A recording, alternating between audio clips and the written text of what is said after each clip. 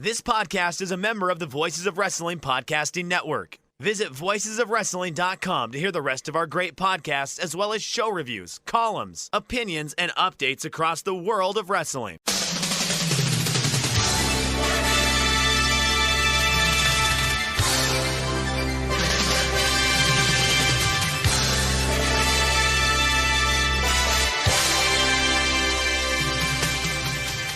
Hello everybody and welcome to the Super J-Cast presented by MyBookie. I'm Joel Abraham, joined by Damon McDonald. Damon, you totally threw me there when we were doing our countdown. You were counting in Spanish, I believe, and I was like, what? What's going on? I did. We do a countdown every time. But even then I screwed it up because I was supposed to go we do 3, 2, 1. Right. I was waiting for the tres. I heard uno and dos. I was like, right. I didn't even do that right. I can't even count in Spanish correctly. Oh, what a dope I am. I just tried to change it up a little bit. I try and change it up every once in a while just to put a little smile on your face so we can keep you on my toes, yeah. Yeah, you know me. That's what makes me a pleasure. Hi everyone. It's G1 season. Never thought we'd say that, right? Never thought we'd get to this point. But it's here. And it's a magical time of the year, and it's a little different. Going to be a little bit different, but in many ways, in many regards, Joel, this is going to be the same. And it's, for me, one of the best times of the year. Every night you turn on that TV, you know you're going to get something good. And I'm not excited about much. I'm excited about this, for sure. Likewise. I think my big aim for this year is to put my phone away when I'm watching the shows. Turn it off or put it out of reach because I really want to concentrate and enjoy these matches. Because I've got a terribly short attention span. And I know it just, the slightest drop in action in the match, someone slaps on a rest hold, I'm reaching for Twitter. So I'm going to try not to do that. I'm going to try and take in all the matches as they come. Yeah. I mean, I do it a little bit different. You get the luxury of watching these shows as they occur. I used to be able to do that. I just fucking can't do that anymore.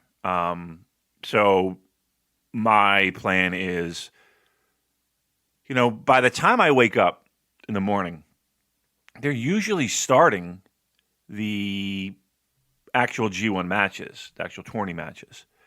So I hope that holds true here. It doesn't look like it, though, because, correct me if I'm wrong, Joel, they got like one Young Lions match, and then they're popping right on in. I mean, they got to mix it up somehow with the B block, too, the alternating nights with tag matches and shit like that, right? No, it's not. It's literally just the Young Lions singles match and then the G1 matches. Jeez. All right. So okay, whatever time that might wind up being East Coast, the minute I wake up, TV pop on, and then I'll watch those matches to remain spoiler free, because I have people in my life that, okay, of course I'm not on Twitter, but they'll text me. Is Cheryl going to run in the room and be like, "Oh my god, did you see Ishii just getting the big upset there?" Right? Would it be my cat will instantly speak English? Hey, Okada got a big win there, didn't he? Oh, fuck yourself, Peanut. Esther's first words. Yujiro did it. I'm with you with Taichi. Why does my cat sound like that? All right. We got a show to do. We got 2 hours of nonstop, hard-hitting New Japan Pro Wrestling analysis that only the Super J-Cast can do. No one else can do it like we can, and that's why you're all here. But I'm sure we have other news to touch upon. I'm going to let Joel drive the boat, being that I just got the fuck out of bed.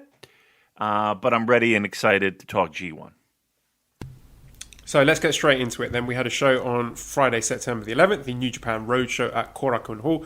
And we're going to go straight to the fourth match, which was the Never Openweight 6-man Tag Championship match, where the champions Yoshihashi, Ishii and Goto defeated the challengers, their Chaos buddies Sho, Yano and Okada, where Ishii pins Sho after 18 minutes 55 seconds following a vertical drop brainbuster.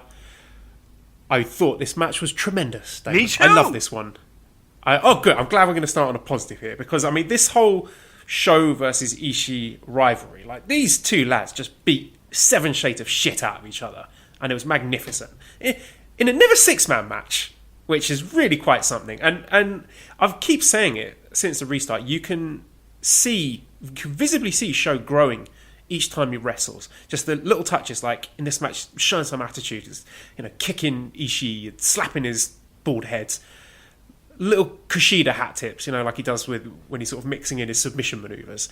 And I thought it was really good having 2 people in this match with something to prove. You got Sho and Yoshihashi, who have got their Sho obviously is a junior, and he's just sort of dipping his toe into the heavyweight waters. And then Yoshihashi, having been dropped from the G1 last year, back in it this year. Lots of people doubting him, and just all these ingredients just mixed together to make what I think was the best never six-man title match ever. And maybe quite a low bar to clear, but still, I thought these guys knocked it out of the park. We had a little bit of everything, a bit of wrestling, a bit of hard-hitting stuff, a bit of submission stuff, a bit of grappling, a bit of comedy. And the fact that this was a week before 5 out of 6 of these guys entering the grueling G1, I thought they put in a great amount of effort here. There were some really nice combination moves. I thought Goto and Yoshihashi came up with some cool stuff, like there was a bit with a thrust kick, then Ushigoroshi, and then double knee. It was just really smooth. You could see they put some effort into it. And I just feel that these matches are at their best, Damon, when you start off telling the stories. You have, your little plot threads as the 6 guys start pairing off. And then, like, when you see them putting effort into coordinating those high-paced sequences involving all 6 guys down the closing stretch, the pacing, for me, is just really dramatic, really enjoyable. Everyone put their mark on the match. The whole thing ends up being more than the sum of its parts, which you can't always say for these never six-man title matches. Right. And the whole match, the whole story here is Sho, where you got Okada and Yano, who, they might be able to win the match themselves. I'm sure if Okada turned it on, he could, Rainmaker Yoshihashi and pin him and win those belts. But it's like they're trying to provide the platform for Sho to get the win. Like, they wanted Sho to get that winning pinfall if they were going to win this match. They didn't want to do it themselves. So it kind of felt like this match was about more than the six-man titles. It was like one big chaos acid test for Sho. Like, all 5 of the other guys were just setting up this scenario to see if Sho's got what it takes to become the next ace of the group. And just, I thought, real star-making performance from Sho. Even though he lost, you're not allowed to talk in Korakuen. You're not allowed to shout or make noise. But even he was eliciting loud, audible gasps from the crowd with some of the near falls. And of course, you also got that little concurrent story of Yoshihashi trying to prove himself, not wanting to be overtaken by Sho. He wants to stick it to Okada as well because they came up together. And then at the end of the match, it just all comes back to the start. You have Sho and Ishii paired off again, and Sho, he's trying to go toe-to-toe with Ishii, but he's not quite there yet. He's got all the heart, but he's lacking the resilience. He's lacking a bit of toughness. And just, this is where, even though he won, I just feel this is where Ishii is at his best as the ultimate gatekeeper, because just like Shingo did before with Sho, Ishii is that next rung on the ladder for Sho to climb. And one day, Sho's going to manage to pin Ishii, and it's going to be incredibly satisfying when that happens. Yep. Yeah, well said. This match, to me, is a barometer-setting match for a COVID world fan reaction. Those fans were hot. Those fans were having every bit of it. During this match, and they felt alive. Like, for the first time in many moons, for a smaller show, we'll call it, and we'll put that in quotes, you felt the energy of the crowd, and you felt the electricity of them getting behind Sho. And I hate to say this, but one of the best things that has ever happened to Sho is Yo's injury. Because it forces him to now kind of go out there, singles competitor, and be in the mix with a lot of these guys that are going to teach him a lot, going to show him a lot, and it's going to, pardon the pun, and it's going to allow him to grow in ring as a pro wrestler. So we already have what we arguably will call a really, really solid pro wrestler right now, and one that is benchmarked for greater things. Now, right in front of our eyes, taking those steps. It's weird because the best thing for Show was Yo in the beginning of his career, and vice versa. Now it's kind of like, okay, he's got to step up, he's got to branch out, or he could very easily fall by the wayside. Right? That tag team could be put on ice, and he's sitting there twiddling his fucking thumbs. We all know that wouldn't be the smartest thing to do, but it could have happened. Stranger things have happened in the fucking world of pro-graps, as the kids hate saying, and I do too. No, this match was really great. I love the fact that it's interfaction. And a lot of times, those matches tend to stink, right? Especially like Bullet Club ones, and even sometimes the Los Ingobernables stuff. It's. I mean, I know that you don't see it too much, but maybe when you see it in G1 or you see it in a tag tournament or something, I don't really get juiced up about them. I think Chaos does a great job. I mean, of course, there's 516 members of Chaos. You can fit it in. No, I thought, to me, of the pocket of matches that were much must-sees for this past week and that we needed to talk about here, I think by far this match, not only did it exceed my expectations, because it's easy to go into it like, never six-man title, these guys, hey, we're going into G1 and next weekend. There's a lot of reasons where you could put this one by the wayside and be like, okay, I can skip this. Don't skip it. If you haven't watched it, watch it. I'm not saying it's fucking the greatest match you'll ever see, but it's a really good, solid match. Hard hitting, a little bit of something for everybody. Lot of strong action. All the little subplots that Joel went over, and again, Show being kind of like the spotlight on him. And I'll tell you what. Show and Ishii, I'll take that every fucking day of the week. I'll take that every day of the week. That's as the kids like to say, that's my jam. I'll fucking pants her down for that. That's what Damon says. I'm doing quotes a lot today, Joel. What they would say. No, I'm giving this one a thumbs up. Go watch it if you have it. I think it's one of my favorite matches of the year so far. How you like that? Wow, that's high praise indeed. And I can't disagree with you. Just tremendous fun. All six of those guys, they obviously don't get that much of a chance to work against each other in the ring. And I think you can tell that they really enjoy it when they do get that chance. Yeah. Wasn't that a hot crowd, though? I mean, a crowd can make a match. Because if that was in front of a crowd where... See, but it wouldn't be. It wouldn't be. But, okay, we're in Corkin. It's, the sound travels nicely when people make noise. They can stomp their feet. And, again, they're not vocalizing. They're clapping along. But you were right. There were there are other ways to make noise. I don't know if they're stomping their feet, clapping their hands, ripping farts. Whatever they're doing, they're making noise. And you knew it in that building. They were feeling it, and that felt like a crowd reaction that you would get in the past, and it felt good. Our main event was the IWGP Junior Heavyweight Tag Team Championship match. On the other side, finals. We had Yoshinobu Kanemaru and El Desperado defeating Bushi and Hiromu Takahashi, Despi pinning Hiromu after 17 minutes 12 seconds with a pinche loco. Often, Damon, when I watch these things live, I'm not able to concentrate 100% because obviously I've got a little baby and sometimes I get distracted, so it might be on in the background.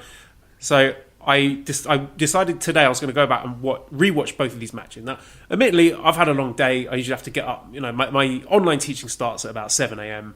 and that usually lasts until around 2:30.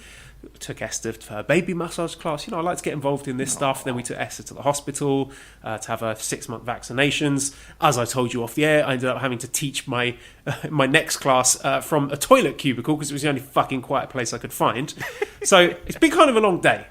the reason I'm saying all this is because after we got back to the hotel, I was lying on the bed, and then I thought I'm going to rewatch these two matches. Rewatched the Never one. I thought, yeah, loved it, great, enjoyed it a lot. Then it came to this match, and I fell asleep. And I don't know if it's because I was very tired because I've had a busy day, or the match was a bit dull. I think I know what you're going to say, so I'm going to hand over to you here. I was disappointed, man. I'm not going to lie. I think I'm a bit disappointed with the entire tourney as a whole, but this match particularly. Something was not right. I didn't feel anything. I don't think the crowd felt it. Like, you can compare this match to what we saw on the Never six-man title. I think the crowds were night and day. And please don't tell me they were burnt out. Right? They got too much. New Japan gave them too much. They couldn't handle it all. Something was not right in this. It felt it. I don't know. It was dull and boring. You're not wrong, because I felt the same thing. That match was over, and I was like, okay, there's 15 minutes I'll never get back. I don't know if that was a chemistry issue. I don't know if somebody's hurt. I don't know if they decided to pull back. I don't know if they decided to. I just felt like this match was a perfect example of a match that was there. And you watched it twice. Did you get that same vibe the first time? Yes. Okay. I remember being excited and interested in the closing stretch, but that can apply to all New Japan matches. I think maybe part of the issue here, one, we've seen these two teams have, it feels like hundreds of matches over the last few years. And secondly, it feels like a bit of a come down for Hiromu, who has gone from challenging for the IWGP Heavyweight and Intercontinental Championship to then obviously losing that match and not being included in a G1 climax that a lot of people thought he might have been, and now he's challenging for the junior tag team belts. And I've left out a part here about him losing the junior heavyweight title to Taiji Shimura. It just feels like he's sort of kayfabe-wise been on a bit of a slide. And it was hard for me to really get excited and think, yeah, I really want Hiromu to win these junior tag titles, because it just feels like he's above it at this point. So I didn't really care that much who was the winners and losers of this team. I did predict last week that Despy and Kanemaru would win. So I think hitting the reset button on this division by putting the belts back on them is good. I think it's the right result. Right. And I think, looking at the positives, I think Hiromu and Despy have really good chemistry. I really enjoy their feud, going back from, I think, 2018 when it was at its spiciest. And, you got Hiromu scribbling. His name is scribbled all over Despy's rapping, and I think vice versa as well. But it just seemed like the whole match was about Despy. It was like a Despy masterclass, and we got the ref bump at the end, which I don't mind. I hand wave that because they're scumbag heels. It's what you expect, having Kanemaru pull the ref out of the ring at the 3 count. I thought it was interesting that Hiromu took the pin, actually. He did take a lot of punishment. He ate 2 pinche locos and a closed fist to the jaw. But, I just think maybe my fatigue with these two teams facing each other and the lack of stakes for Hiromu, who's someone I really invest in. I love Hiromu, one of my favourite wrestlers, that possibly contributed to me not being engaged with this match. I would agree, but my challenge, because put that match on paper, that's not that's not going to be a bad match, or you would think. Right? Just writing it down or seeing it in front of you. I mean, I think every one of those guys can go.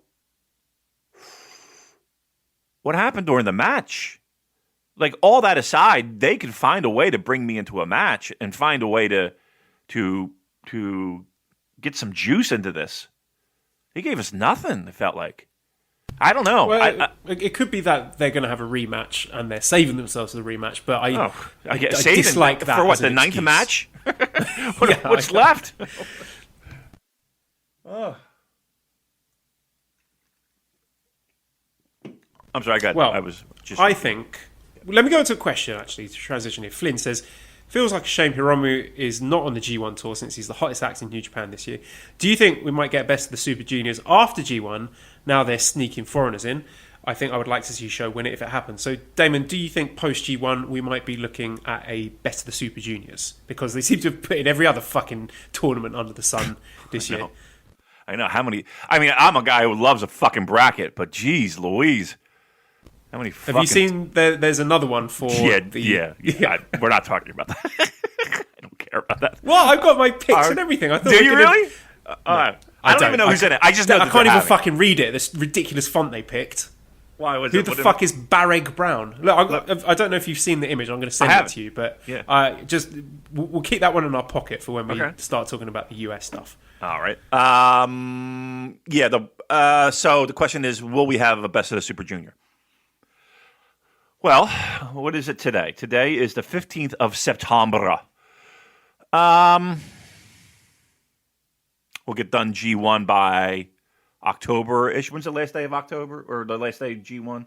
October. I have my spreadsheet right in front of me, Joel. So, what the fuck is it? October 18th. Yeah. I'll tell you what. The good thing about doing the G1 pick'ems is that when I'm sitting on my laptop with Microsoft Excel open in front of me and I'm scribbling numbers down on bits of paper, it looks to Mally like I'm working. Yeah. And she's like, you're so hard. Even when school's finished, I'm just, it's planning. I've got to do this stuff. My work never ends, molding child's mind, I and I feel the same way. She's looking at the paper, I'm like, these are my students. These are their test scores. So, Udro, good student, Udro. Only 2 out of 10 here. He's got to work harder. He's got to really apply himself.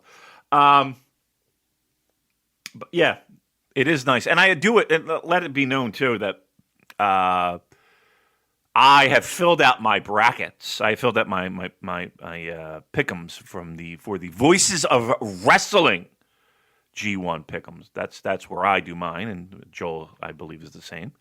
The first and best. So mine are in. I know last year I failed everyone because of my busy lifestyle and my hangovers. I never got it done. But it's done. It's in.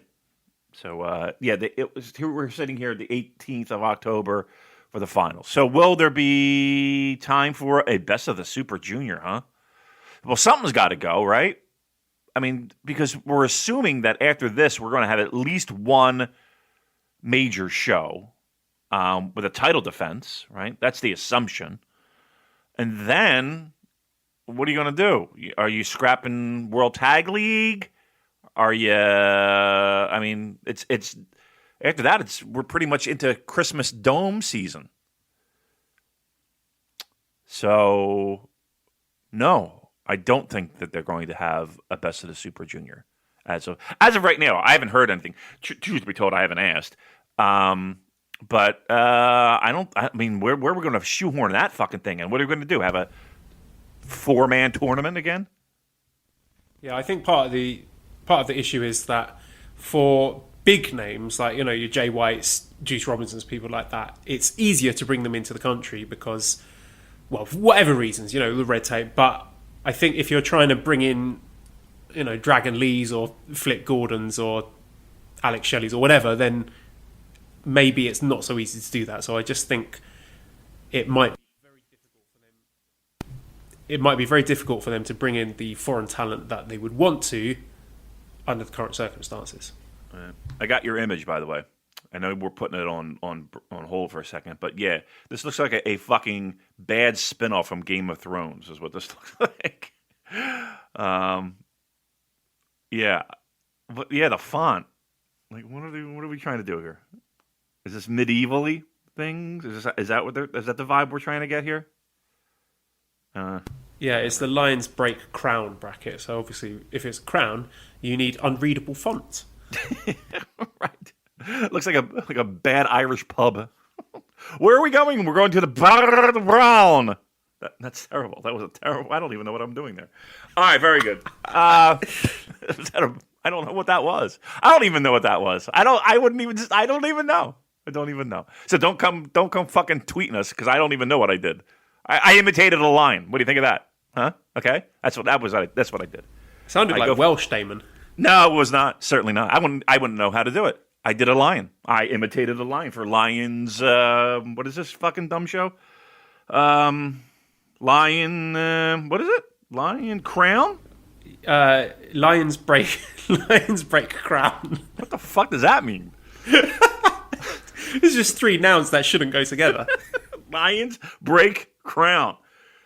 So I want you to right now off the top of your head come up with a better tournament name, but you have to use a animal, some type of verb, and any random noun. And go.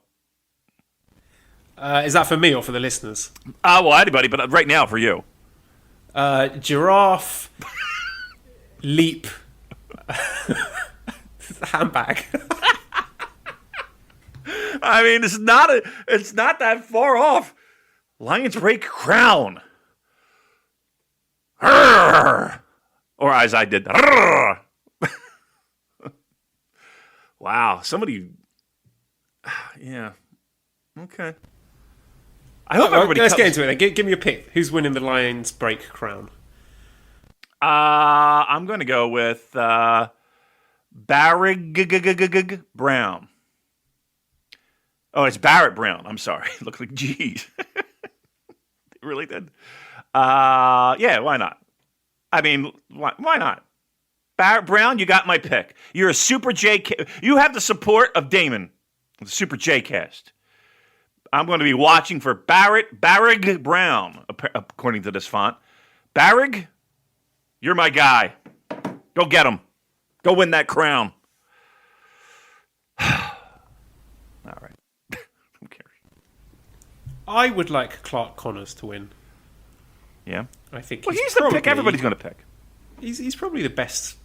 I don't know a great deal about the other guys, to be fair, but I think he's probably the best wrestler out of the 8. But I don't know if him still technically being a young lion precludes him from winning anything that isn't a Young Lions Cup. But then again, this is a Lions break crown. I don't. Okay, I think we probably spent too long on that. No, we've spent just a right amount. How about Danny? Oh, it's supposed to be. Seriously, this font is terrible. I just want that to be known. Limmel? Oh, it's Limelight. Is it? Yeah. I thought you were doing a bit, but you genuinely can't read it. Yeah, it's terrible, isn't it? It is awful. Danny Limelight, right? Okay. Adrian Quest, Blake Christian, right? Okay. Let me do the other side, or A side. Is that Logan Regal? Is that what that is? Mm-hmm. The DKC. There's Clark. And Jordan. It's fucking with my eye. It really is. It looks like Clear Wagger, to be quite honest with you. But I know it's not. Jordan Clear Wager. right. You know what I mean? I'm voting for Jordan Clear Wager. Jordan Clear Wager is my second pick. It's not Clear Wager. Damon, Walter. would you put a clear wager on that outcome? Oh, fuck yes. Fuck, I would. How about that? Where would I do that? Who's taking those type of odds? Who's taking my money for that? Well, I'll tell you who. Now, I'll tell you who's not, but it was just a smart thing because they have better things to do with their time, and that is our good friends at MyBookie. Oh, MyBookie. Let me tell you something, Joel. It is sports time in the USA, and I saw your little tweet the other day about you and your eyes glazing over when I talk sports. Listen, this is where we're universally bound by sport because you, me, everyone listening, you all can get in on the fun at MyBookie. MyBookie. Look, it's a weird year. We've got the NFL starting. We've got the NHL starting. We've got the NBA, or not NHL starting. They're ending. They're about ready to give away a cup. NBA playoffs, baseball, the Premier League. I know they started up last weekend, right? How'd your Arsenal do? Let's have a look, Damon. Maybe I don't know if you've got access to the Premier League table. Could you, if possible, open that up and tell me which team is currently top of the Premier League and therefore the best team in the country? Oh, let's see here. Premier League. I can do that. I can Google that right now. Yeah. Okay. Well, looky here. All right. There's the Premier League table schedule. No, I don't want that. I want results. I know I'm very slow here and taking that. It's going to be worth it. We've got to do this right, Damon. Look who's here. Look who's here. Arsenal. Right? Is that the answer? That is where we're going to stay. That's where you're staying. That's where. And well, you can put your money where your mouth is, Joel. Right? That's what we do here at MyBookie. It's all about that winning season. Feeling good about that winning season. If you're an Eagles fan, maybe not so much, right? Winning season means doubling your first deposit. How about that? Doubling your first deposit. That's great. Winning season means free bets. It means super contests. It means survivor pools. It means it all at MyBookie. Winning season is all about your chance to win big. Again, NBA playoffs, NHL playoffs. Right? That's my thing. Get your baseball still going on. Pennant race going on. How about a big fight, UFC? Right? You want to put some money down on that? This is where you do it. Look, I know a lot of you guys and gals and people and friends, you like to wager a little bit on your sports. I know it. You tell me all the time. Here's where you got to do it. I'm giving you a great opportunity here. I'm giving you a great opportunity as I bang the top of this car hood. The craziest sports summer of your lifetime is here. Right? Simple. You make your picks, you win big, you collect your cash. Invest in your intuition, your sports intuition, Joel. Select from hundreds of future bets, or you can bet games in real time with MyBookie's live betting. Now, here's what you got to do. I need you to go to MyBookie, right? MyBookie. Sign up. It's right there. Type mybookie.ag. You sign up. Sports bet book right there. When you sign up, you're going to enter the code SUPERJ. SUPERJ, that is. And double your first deposit. That's pretty cool. And new players get up to $1,000 in free play. It's designed to add a little bit more excitement to the sports you love and the games you bet. Look, no brainer. Put in SUPERJ. We're giving you something, right? We're giving you something. You're doing it already. You have fun doing it already, betting on your sports. You do it here at MyBookie. Thousands of cross-sport wagers, props, parlays. Oh, wait. Sign up now to bet with the best and celebrate your victory. Your winning season begins today only by using the code SUPERJ at MyBookie.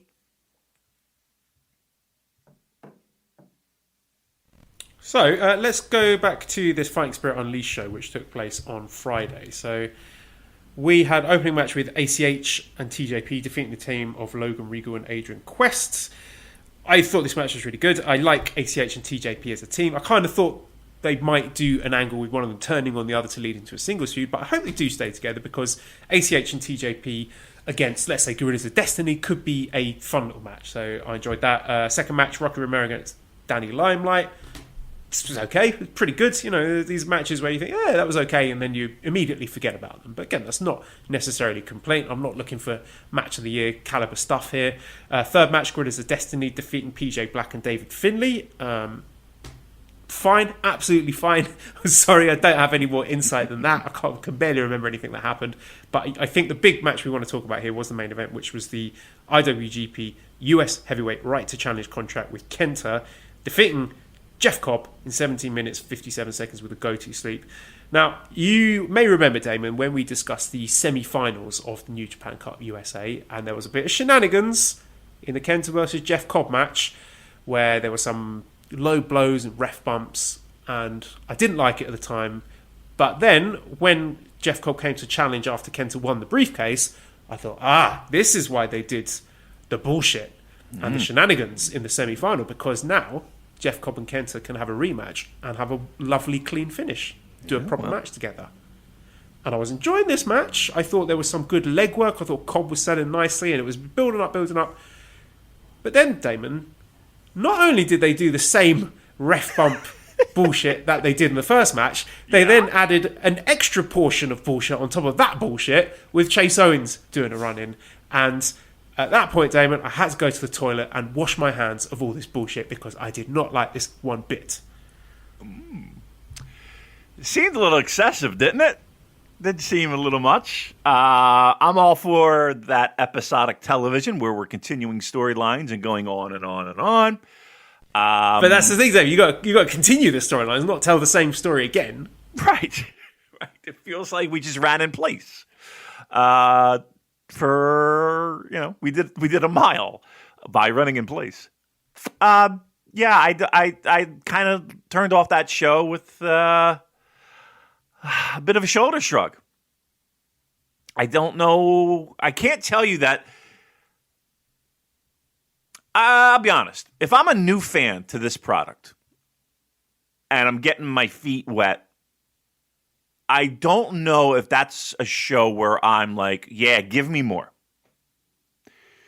On the flip side, as an old, battered, beaten, just been there for the long ride, fam, I as well would be along with that new fan with a beer in hand, giving him a acknowledging wink, maybe a growl. Ugh. I don't know why I'm doing that. And I would say I feel the same way as you. Because I turned off that show, Joel, and felt like, what was the fucking point of this? I'm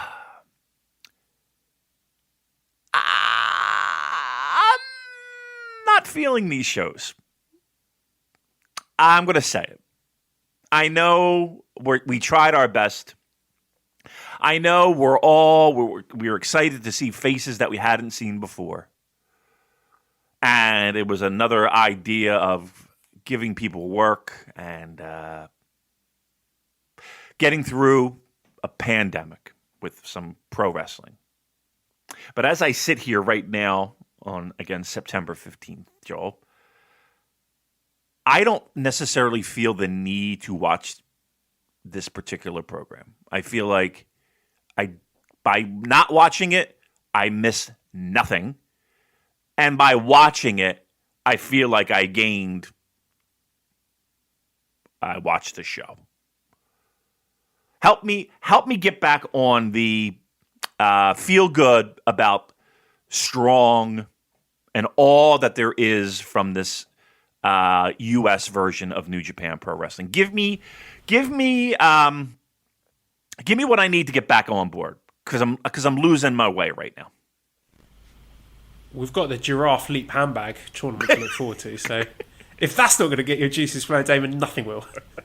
I guess not. How are you feeling about these shows? They are inoffensive and forgettable. Yes. And those are not great. It's not exactly a ringing endorsement. But, I appreciate that they're short. But, would I rather be doing something else with that hour? Probably. I could be putting a bit of time into Final Fantasy VII with that. I know. I'd love to get back into that.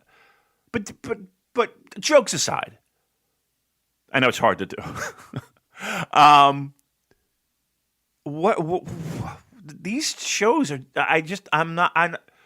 I'm feeling nothing from them. Like this. I just don't feel anything watching them. I don't feel anything missing them. I don't know. There's just no. Is anybody? Am I just missing the boat on them? I know there's short shows and they're there, but there's nothing here to sink my teeth into. It feels like I'm just watching.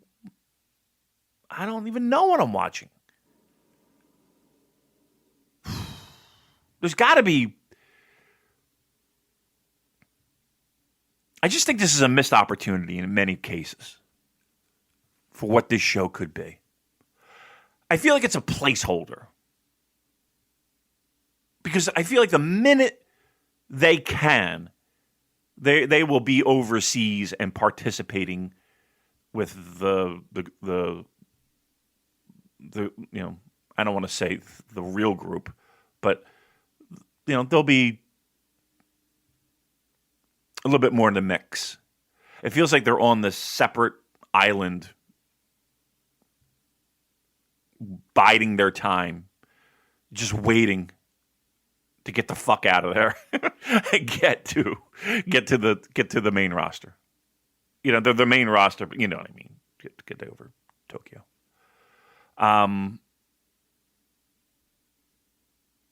So much more can be done with it.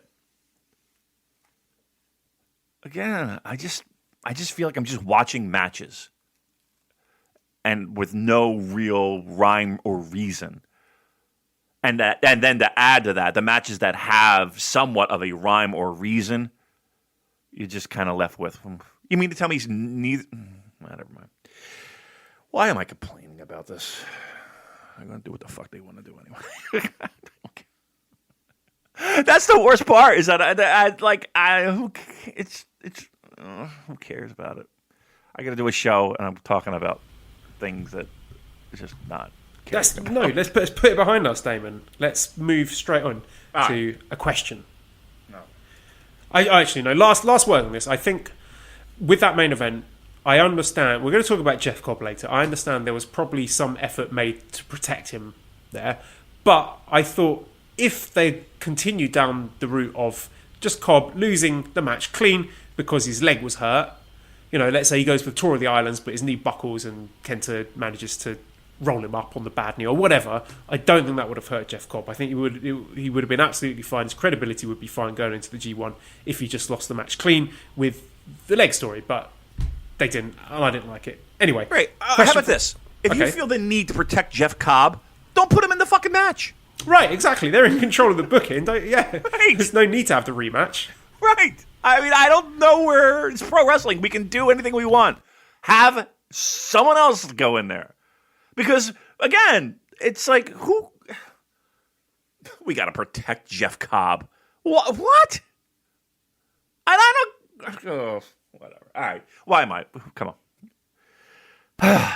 G1. Let me ask G1? you a question. All right. Just one last question on the US thing. So Ted just says, what happens with Moxley as US champ now that both Kenta and Cobb will be in the G1 in Japan and the US belt is set to vacate September 29th, apparently? I think it vacates. Right? I'm just thinking logistically. There's no way that belt is getting defended by the end of this month. Right? Can we all agree with that? Give me an ideal scenario of Jon Moxley defending that title. What are we doing?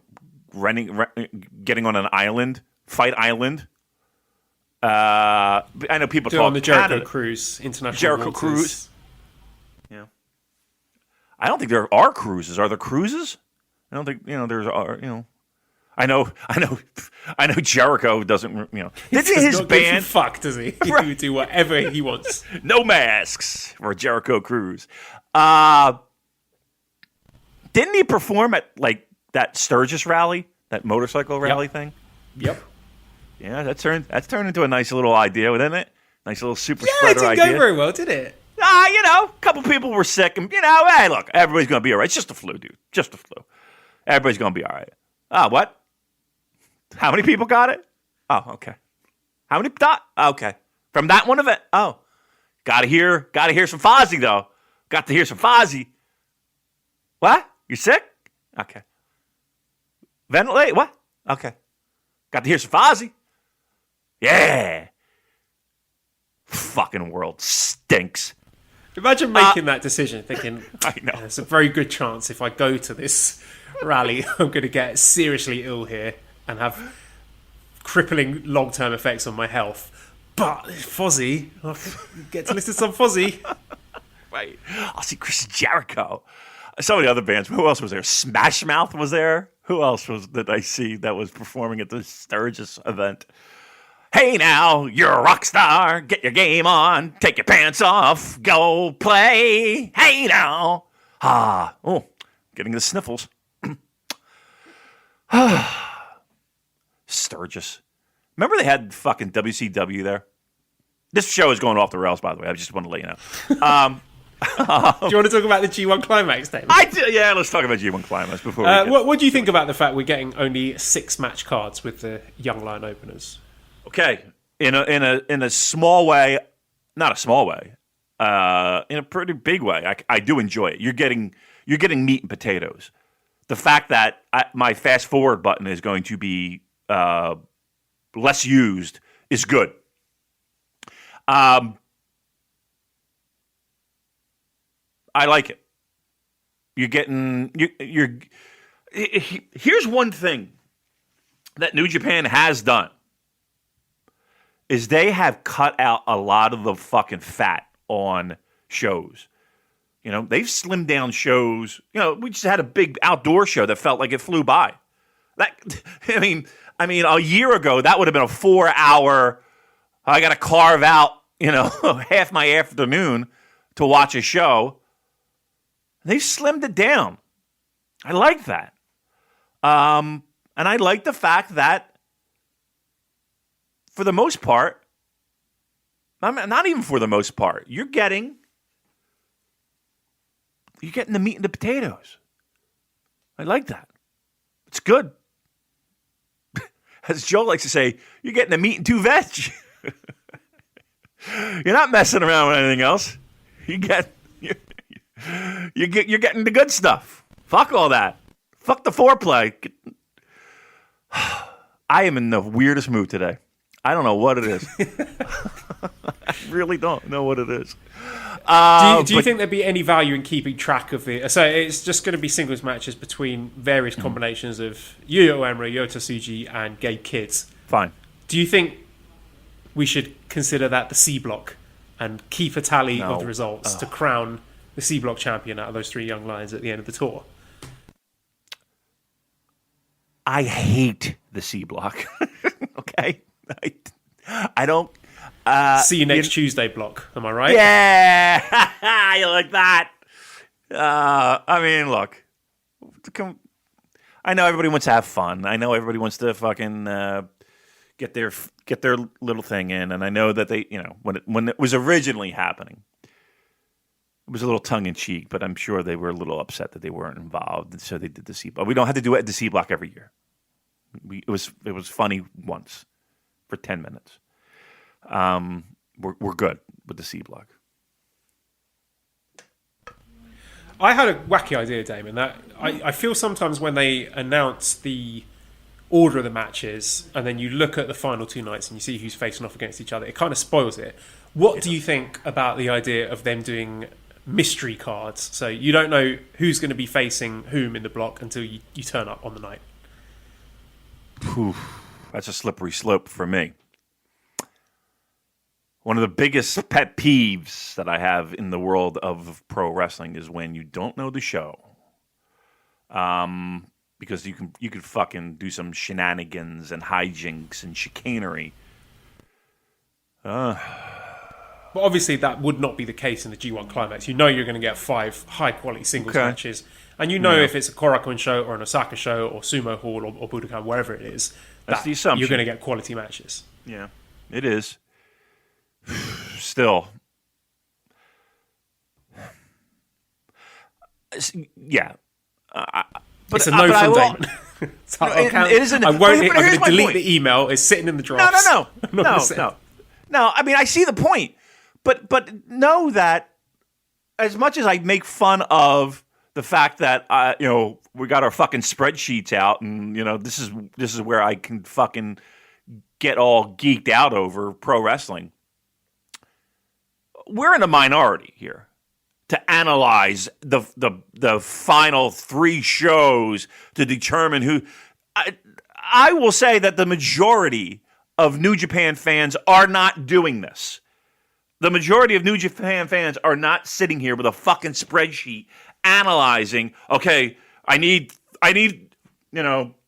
fucking juice to pick up a win here so we can balance out my point total. Right? Which is exactly what we both spent our time doing. Am I right? You know what I mean? Like, like the average New Japan Pro Wrestling fan isn't doing this. Now, and maybe they don't want to do it, right? Maybe they just want to turn a blind eye to it and they're like, they don't want to connect the dots. But I'm the asshole that wakes up at 5:30 in the morning to do a podcast on this shit. And I actually like doing the kind of connecting the dots. Even though I'm wrong the majority of the time anyway, which makes it even better. So I see your point. Trust me, I do. But I think we're in the minority when it comes to the spoiler of who's going on in the finals. And speaking of incredibly dorky spreadsheets, I've just sent you mine where I counted up the card placement of the various wrestlers and gave a little scoring to that. So 5 points for being in the main event, 1 point for being in the second match on the card, and so on and so forth. So on the A block, Ibushi has got the highest card placement ranking with 31, and then we've got Jay White and Okada with 30, and then Shingo with 28, and then looking at B block, we got Naito with 36, quite a way ahead of Evil in second place with 33, Tanahashi with 32. So that gives you some idea of who they're leaning on to be a draw in each of those blocks. Does anything stand out to you there? Anything surprising? Yeah, I think the usual suspects are there. The people who you would expect to be down the bottom are.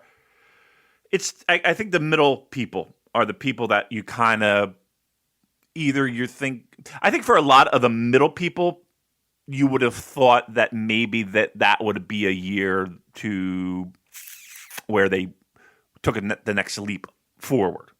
A guy like Taichi, or a guy like Juice, or a guy like even Sonata is one of those guys. Well, and even Kenta, like Kenta's middle of the road.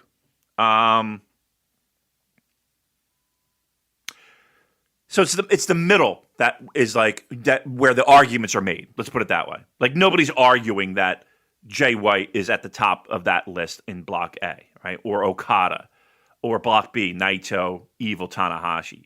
It's the middle where you get the arguments, and nobody's arguing, Jeff Cobb being down the bottom, or in A, or Yoshihashi being down the bottom in B. I think where the arguments are made is, Sonata, Kenta, Ospreay, Taichi, even Suzuki. Suzuki might be the one guy, if we're just looking at main events, down the bottom of the pack in Block A. Shingo, 1, 2, 3, 4 spots above him. And again, when it comes to main events, match placement, if you're using that as a guide, if you're using that by any value judgment, and I kind of do, pretty wide margin there.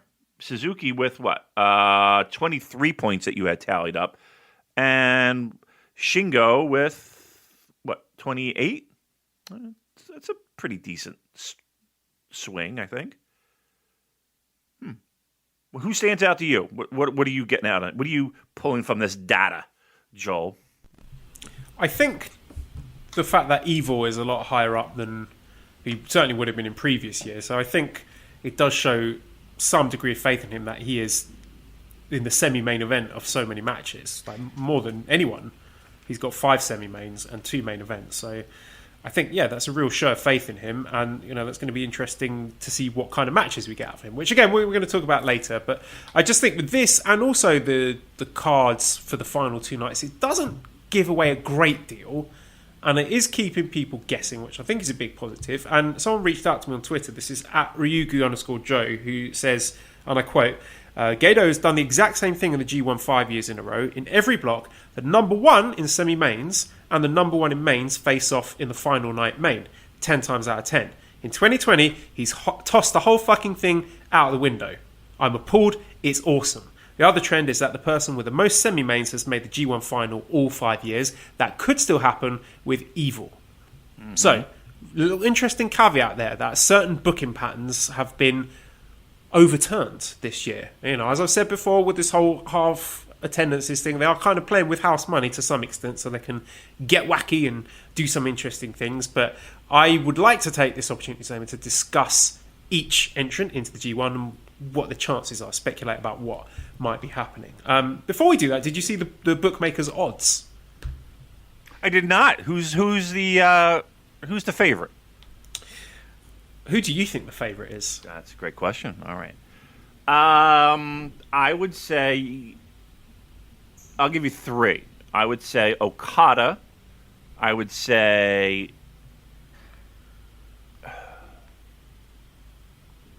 Okada. I would say Kenta. I would say Naito. Are the three top. Okay, well, take a look. I've just sent the odds your way on WhatsApp. Right. Let me go here. Oh, there they are. All right. Isn't that amazing? Sonata is, what, 2-1? Yeah, 2-1 odds. Does that surprise you? Yeah. Evil, 3-1. Okada, 3-1. Jay White, 5-1. Naito, 6-1. Kenta, 8-1. Wow. I'll tell you what. I might put some money down on this. I might have to. Let me warn you. I was very close to. I tried to open an account with this place, who I'm not going to name because obviously no, of course. But fortunately, I didn't, because I was probably going to put a large amount of money on Tetsuya Naito winning the G1 Climax, and as we know, that didn't pan out. So I'm going to stay well clear of this because I think it is pretty unpredictable. I'm going to give you my picks as we go through. Any other thoughts on the bookmakers' odds, or should we move on to discussing the participants? I can't imagine. I like the fact that someone's doing it and willing to take money off that. Why would any bookmaker do that? I don't know. That's just. I mean, I know they've done it in the past, but I don't even know then. David, I just like the idea of the people in charge of that company getting. Boss, we've got a rather large bet being placed on here by Mr. G. Edo. Right. Seriously. An M. Craven. Christ almighty. Yeah, it would be weird, wouldn't it? I mean, where do they get, Las Vegas have professional people who are just so sports and odds and analytics focused to give you odds because it's a $1 billion industry. Who's sitting there doing G1 odds? And what's the criteria? I mean, are they going back and using? Let us know if you're in charge of coming up with the G1 odds. Get in touch with us. We'll have you on the show. Yeah, we'll have you on the show. You will be on the show immediately. Yeah, yes, we'll line that up. So if you know someone, get that work. Yeah, we need to make this happen. I need to know how are these coming up? How are you making these happen? And if you get a lot of action on them, that's what I have so many questions. I need to know. Somebody get a hold of the person who's doing this. Tell us why. Tell us why. We want to bet on G1. We want to lose money on Goto. All right, should we get into our 20 boys then? Let's do it. All right, let's talk about Yujiro Takahashi. Now, Damon, here is the uncomfortable truth about Yujiro Takahashi's inclusion. That other podcasts, they won't acknowledge this. They don't understand this, because on all the other small brain podcasts, you're going to get bitching and moaning. Why did they put Yujiro in? Why didn't they put Sho or Hiromu in instead? What about my star ratings? Well, guess what? Yujiro is not in there for you. He's in there for the wrestlers. He's in there for the 9 other guys who are breaking their backs on the rest of the tour. Yes, there's going to be a lot of bullshit, lots of Jado, kendo stick nonsense, but Yujiro is not taking a spot from Hiromu or Sho. he's taking Bad Luck Fale's spot. He is the day off match. He's the Yano of A Block, but like depressing instead of funny. And his matches are very strategically placed. If you look at who he's facing when, he's got Will Ospreay first. So Ospreay, a guy who hasn't been wrestling that much lately, so ease him back into it, and then Ospreay's ready to go on a tear after that. Okada has Yujiro in his second match after he's faced Ibushi in the opening match. So then, I'm extrapolating here. Okada's been kind of taking it easy. He's got to turn it on that first night in Osaka against Ibushi and deliver a big main event. And then after that, he gets a little rest against Yujiro. In the middle of the G1, Yujiro's facing guys like Shingo and Ishii, who are your workhorse guys, your guys who you're looking to bring the high intensity matches, and are probably going to be hurting a bit by the time you get to the middle of the tour. So whether or not you like Yujiro, he is there for a reason. And Damon, this is why we're the best New Japan podcast. You're not getting this depth of analysis about Yujiro fucking Takahashi anywhere else. So yeah, he's going to get very few points. Who do you think he could beat? I was going to ask that. How many points do you think he gets, and who does he beat? Because he's going to beat at least one person. He's getting at least two. And I will go so far as to say, for Yujiro, where am I? I have him at 4. I have him at 4 points. He gets 2 wins. His first win for me comes at, drum roll please, Taichi. I got the same.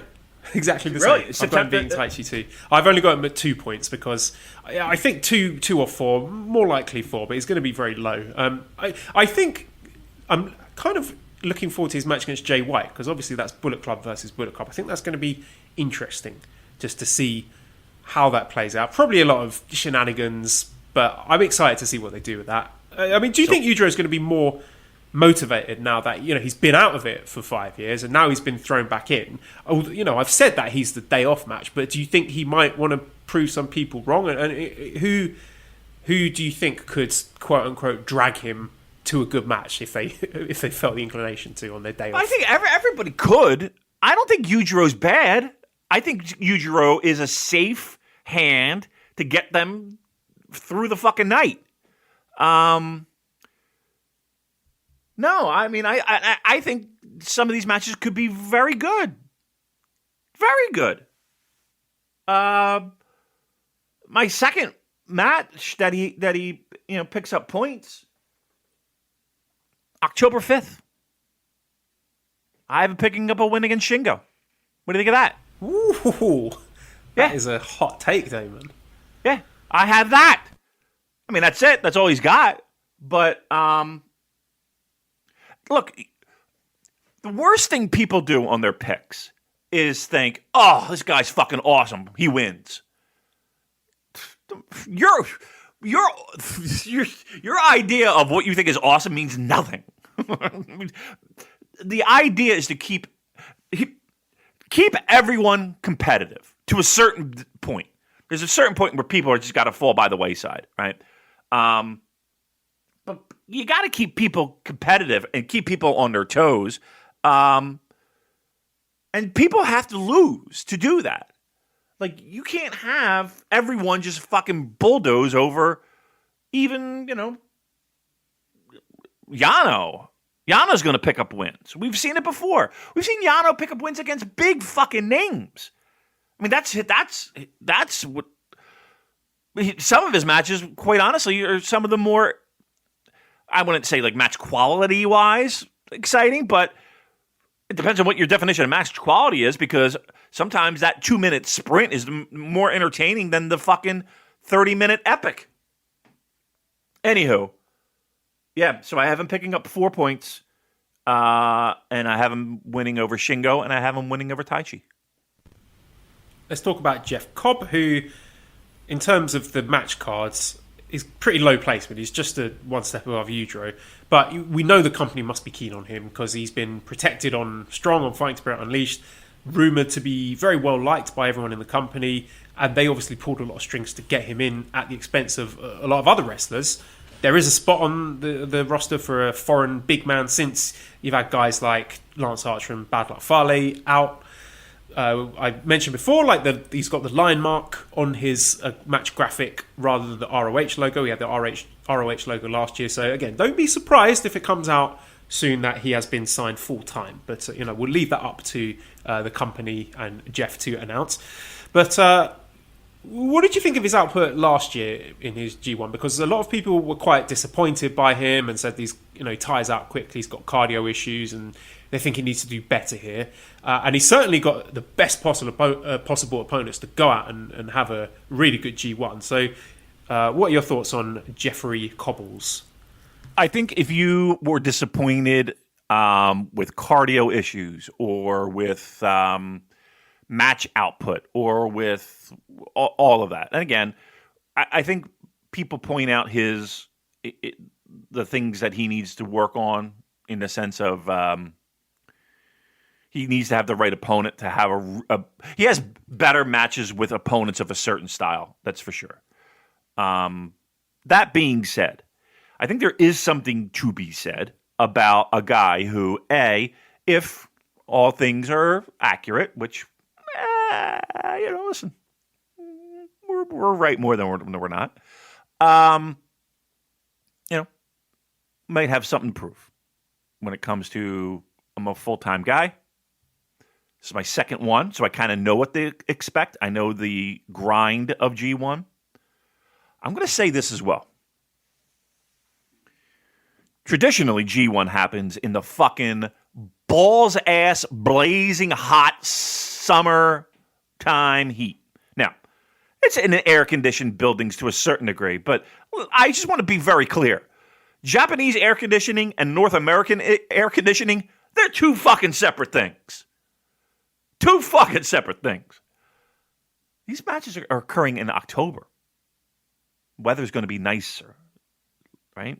It's going to be a lot less of a drag on these guys getting through the night. If you know what I'm saying. So if you're worried about cardio, I think Jeff knows what to expect with G1 now. I'm looking forward to Jeff Cobb being in G1 because I think he's going to be just fine. Got him at 6 points. So a notch above Yujiro. And I think that's probably where I don't see him, especially in that block. I mean, that's his role in this block. His role is to be a guy to counterbalance the fucking points. That's really what they're there for. He's there to pick up a win when we need to put the seesaw one way, take a fall when we need to balance that out. Right? 6 points, that's not bad. Not bad. But yeah, he'll see more losses than he'll see wins. I've got him on 8 at the moment. He had 8 last year. He's got Yujiro on the final night, so I think we can safely assume that neither of those guys are going to be in contention to make it through to the finals. Right, correct. I would say that's a very safe guess. I have him losing to Tai Chi opening night. I have him losing to beating Shingo second night. So he picks up his first night against Shingo. I actually have him winning against Minoru Suzuki. What do you think of that? Do you think I'm out of my mind with that one? I had the same, actually, because, well, we'll come on to Suzuki next, but I thought that might be a tasty little never open weight title match somewhere down the line. That's what I'm thinking. You were on the same boat. So, Cobb getting wins. And again, we got to keep things interesting early. They love to do that. They love to have that. The guys you think should win lose early and make a comeback strong, right? And guys that you think, what the fuck? Like, you want to wake up 4 days into this thing and be like, who's in first place? That makes it interesting, makes it fun, right? If guys are out of the block shit in the bed that you know aren't going to go further, then what's the point in that? So, yeah. And it sets up guys that you would think Jeff Cobb would be in the ring with down the road. Suzuki, Shingo. So yeah, I have him picking up 2 big wins right out of the gate, and then he goes on a big fat losing streak after that. But yeah, Shingo, Suzuki, and then he loses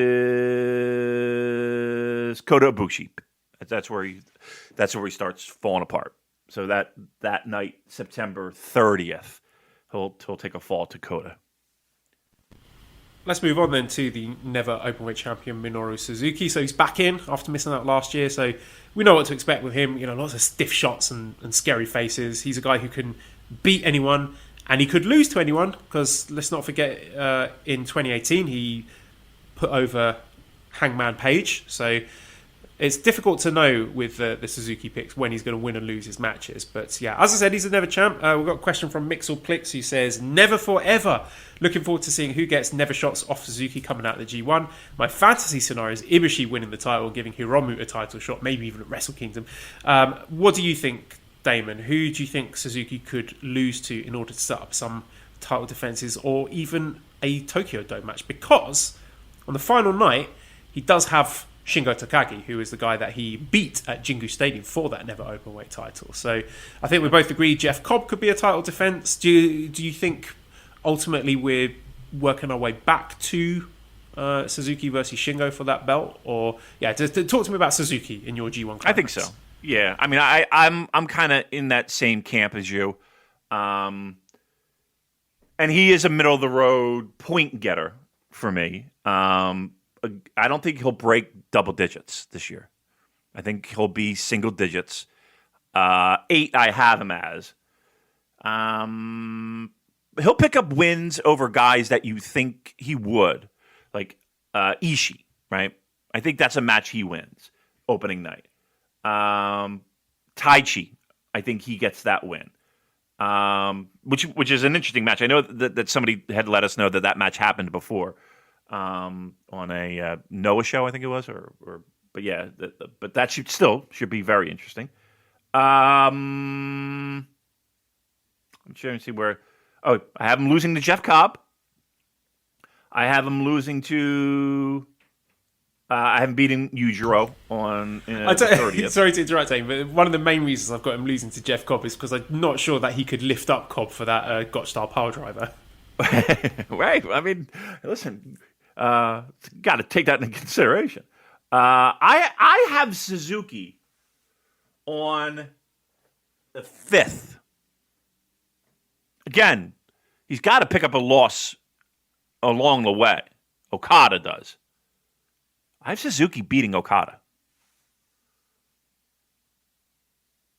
And then I have him losing. Now, you said he put over Hangman Page. I have Suzuki losing the next A block set of matches to Will Ospreay. What do you think of that? I'm not sure about that. I'll have to check mine to see what I did. So what night is that with Ospreay Suzuki? Yep, that is the 7th. So here's my thinking. Again, he's an older gentleman. Can Suzuki take the Stormbreaker? Can he get up and do that spinny thing? Right. I'm not sure that he can. So I'm just trying to find the match. No, I've got Ospreay winning this one as well, actually. See, okay. I got Ospreay winning that one, and then I have literal back-to-back. So Ospreay win, and then he loses to Ibushi on the 10th. So how many points is he ending up 8. with in yours? 8. I have him beating Jay White to get back on the winning track on the 13th, is it? So, yeah, 8 points I have Suzuki at. Again, middle of the road, not double digits.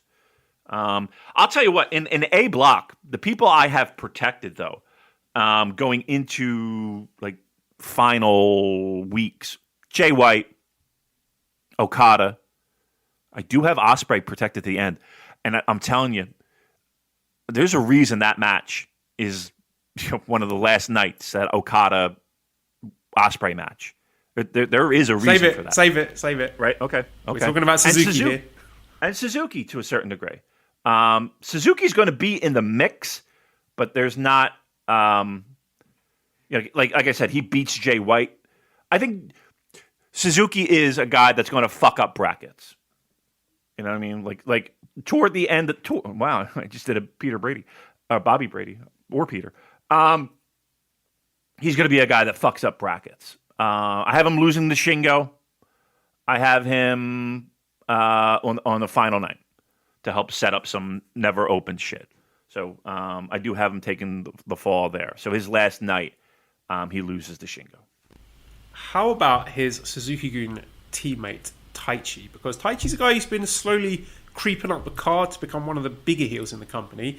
And he's got a big hometown match against Suzuki, which they're laying the breadcrumbs for at Korakuen. They were out grabbing each other by the throat. Really, really good stuff. Suzuki refusing to accept the tag from Taichi. Get yourself out of trouble, Mr. Big Shot, which I thought was very compelling. Really looking forward to that. Taichi has a final night match against Ibushi at Sumo Hall, which I think is likely to be pretty high up the cards and speaks volumes about his elevation. I suspect he's more likely to be playing spoiler there to... Yep. I don't know. It looks like they're going to continue that feud between the two teams. So what do you expect from Taichi, and in particular those two matches against Suzuki and Ibushi? I think Suzuki gets the win over him for the interfaction one, but I think the most important one... let's put it this way. I have him at 8 points. But along with 8 points, he's with Suzuki and he's with Shingo. He's in that mix. And again, he's there. So those people that are at 8 for me are the people that are going to fuck up some brackets, right? Especially at the final night. He's got to you got to get Kota Ibushi out of the way, right? Because I don't think he's in the finals. I don't think they go back to him. So he's got to lose. And I say he loses to Taichi. And I have him losing on the 16th to kind of officially get Kota Ibushi out of the way. So, yeah, 8 points. But the big role for him, fucking up a bracket. And Ibushi's the guy he fucks. Hot. I like it. Okay, let's talk about Will Ospreay, who, as we know, is looking a lot bigger these days. He's dropped the Ariel from his nickname. He's just the Assassin now. So maybe we're going to see a slightly different style from him. If you think of some of Ospreay's best matches, they are against people who are in this block. So guys like Okada, Shingo, Jay White at that anniversary show, Ibushi, and also I think a lot of people are expecting him to be carrying the rest of the guys to their best matches like he did in Best of the Super Juniors. So again, an Ospreay versus Yujiro match, that's probably going to be one of Yujiro's better matches in the G1 Climax. But I think the most interesting thing for Ospreay is this huge match with Okada at Sumo Hall. Because people are wondering, is he still going to be in the mix then? Is he going to be spoiling Okada? Is this going to be another near miss? I cannot see Will Ospreay being put in this match. Okay, that's in terms of name value. That's I think is the biggest match on that show. Okada versus Will Ospreay. I think that's going to be the main event of the show, and I cannot see Ospreay being put in the main event of Sumo Hall on the block final night if he's already been eliminated. So right. I think he goes into that match with a shot of making it through. I don't think he does make it through, but I think this might very well be the start of Will Ospreay as the new main event babyface, because we've got Evil as our new main event heel. The main event scene, it needed freshening up. People were complaining it was stale. You're getting the same guys. So there's your monkey paw wishes, folks. You got Evil and Will Ospreay in the mix now. So that's what I expect from Will Ospreay. I think he's going to be in contention in the final night, but is just going to fall short again to his big brother Okada. I 100% agree. There's a reason why this match is where it is. It's a continuation of previous storylines in the sense of Will needing and wanting to get a win over Okada to prove it to himself, pushing him to the limits. Here's another step in that direction. I'm looking at my point totals here.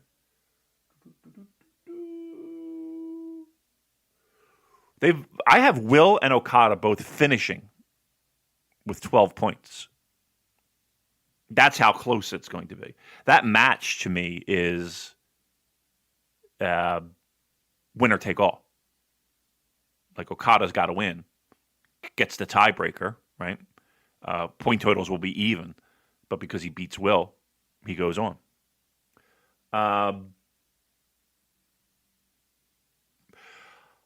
I think what you're saying is accurate about even a further elevation. I know some people might not want to hear that, but I think it falls in line with a narrative that we've heard more than a few times from more than a few people of the expectations of what New Japan wants from Will Ospreay. So that might make some people's stomach turn a little bit. But and if it does, please email the company. Let them know. Don't harass random Japanese fans on Twitter. Yeah, I would agree with that as well. But it does kind of go right in line with what we've heard, like I said, more than a few times when it comes to Will Ospreay. So, with that being said, I think Okada wins, and I think Okada goes to the finals. Do you think there's a shot that they kind of hit the fast forward button a little bit? Give Will the win. Because again, if we go back last year, we said, oh, how awesome would it have been if Will got that win over Okada, kind of super elevate the way we go with Will Ospreay. Do you think they do it this year? I think it's a little bit too soon. Yeah. But then again, I would have said the same thing about Evil several months ago. So it's 2020. Stranger things have happened. But if you push me, I'm going to say no. Do you think they had the... let me ask you. They have the balls to do it, right? The company has the balls to do it. Yeah, definitely. I think, again, like I said, the Evil thing, all bets are off. Anything can happen. Yeah, we're not questioning the fact that they don't have the guts to do this. I don't think they will. Pardon the pun. You got in quite a few elevated references in there. I thought they might have been puns, but no. Well, I mean, I didn't really catch them. That one was the obvious one. Sorry, I'm not very subtle. Do you think? How do you think the general New Japan fan base would take if Will Ospreay did win and did make it to the finals? How do you think the feeling would be, being that we are the voice of the New Japan fan? What do you think they're going to be saying that next morning when they wake up and Will Ospreay's in the finals? Do you mean Western fans or Japanese fans, or both? Give me both. I think Japanese fans don't know / care about this situation with Ospreay. So I think they will be fully ready to get behind him as the next big babyface.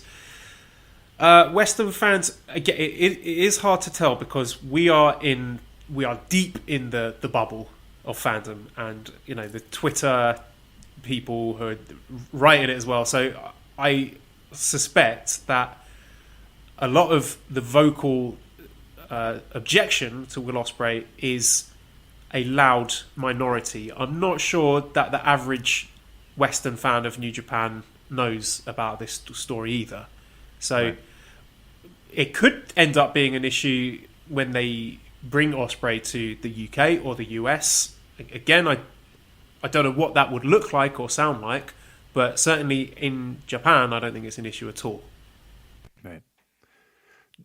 And last question, Joel, now that I have you on the stand. Do you think... I'm not even going to ask that question because I know the answer to the question. I know your answer, and I don't even think it's that great of a question. I'll pass. I'll defer. The time is yours, counselor. All right. So with that being said, who do you have going to the finals in the A block. Can I save that? Yes. I'm doing this in a dramatic order. Let's talk about Tomohiro Ishii, because I don't have a great deal to say about Big Tom. You know exactly what you're going to get. He's unlikely to be in contention, but you're going to get a lot of bangers from him. And final night against Jay White. So talk to me about Ishii, please. I'm looking at my point total. I'm kind of surprised. If I'm looking at my total point total, if that makes any sense, I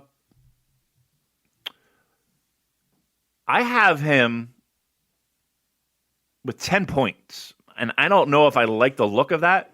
I have him with more points than Taichi, and I have him with more points than Shingo, and I have him with the same amount. I actually have 10 for Suzuki. I have him with the same amount there. Something don't seem right there. I don't know if I'm liking the look of that. So I have him a little bit stronger than even I would say I'm comfortable with. But yeah, to me, he's a seesaw balancer. Again, in my block A, White, Suzuki, Will, Okada are the guys I'm keeping in the mix till the last night. Again, I have Ishii at 10. I don't know if I'm comfortable with that. I would probably shave off one win and get him in the 8, maybe bump somebody else up. But I did the math, and I'm sticking with what I got. And Shingo Takagi, I think, is a guy who's in not a dissimilar situation. I mean, this isn't Shingo's only second G1, and this might tell us what the company really thinks of him. Is he just a Dragon Gate guy who's there to have great matches and get other people over? Or is there potential there for him to be a main eventer himself? Because he has Suzuki on the final night, maybe resuming that Never feud, as we said. So how do you think Shingo's G1 plays out? Yeah, I think it's all about that last night, getting the win. And I think that sets up more. The next big show that New Japan has, I think it's a pretty safe guess that a win from Shingo over Suzuki on that 16th of October is when that's where we'll see it. I don't think they stretch it out to the Wrestle Kingdom, but I think between that him pinning Suzuki in G1 on that final night will lead to Shingo with a never title around his waist again. Let's put it that way. Let's talk about Switchblade Jay White, who, of course, was a runner-up last year. And I think he might need to change things up this G1 Climax, because I suspect that his Bullet Club buddies, Evil, Kenta, Yujiro, are going to be doing lots of shenanigans. So this could be the perfect time for Jay to gradually start pulling off clean wins more consistently, maybe plant the seeds for a future face turn. But he's so brilliant as a heel, and who knows how that's going to plan out. I think he's been very smartly kept away from Evil, because that is a big match that a lot of people are excited about. A lot of people actually picking him to win the G1 and then maybe lose the briefcase afterwards. But I mean, personally, I don't think Jay White's going to win the G1. I can't see Jay White versus Naito again. I could see a scenario in the final match. He's got Ishii on the final night where he needs he wins, and then he needs Ospreay and Okada to draw. And if they draw, then he manages to slither his way into the final. But a lot of possibilities with Jay White. We've got a question from Dan who says New Japan started a bit of a trend the last couple of years of having last year's losing G1 finalists winning the G1 a year later. That will mean Jay White wins this year. What if Jay White meets Evil in the final and thus begins the King Switch versus Evil power struggle for Bullet Club? I can't see it myself, but what do you think happens with Jay White in this G1?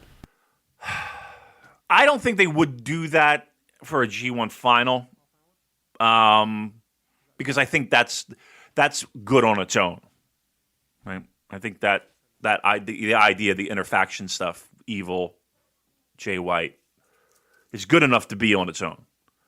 I actually have Ishii beating Jay White to knock him out of contention on the 16th. So Jay White is a potential winner until he loses to